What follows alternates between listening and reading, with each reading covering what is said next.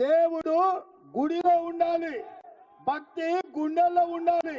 వాడే అసలైన హిందువు తప్ప బజార్లో పోతే దేవుడి బొమ్మ పెట్టి ఓట్లు అడుక్కునేటోడు బిచ్చపాడైతాడు తప్ప భక్తుడు ఎట్లయితాడు?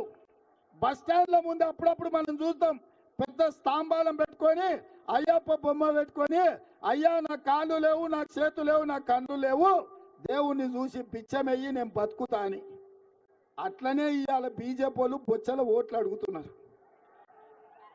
ఇంతకు మించిన దుర్మార్గం, ఇంతకు మించిన హిందూ ధర్మాన్ని వంచడం ఎక్కడైనా ఉంటుందా?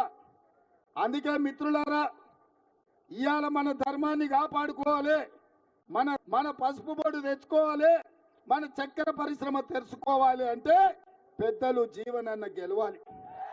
మరిన్ని ఇంట్రెస్టింగ్ వీడియోస్ కోసం మా ఛానల్ని సబ్స్క్రైబ్ చేసుకోండి. వీడియో నచ్చితే లైక్ చేయండి.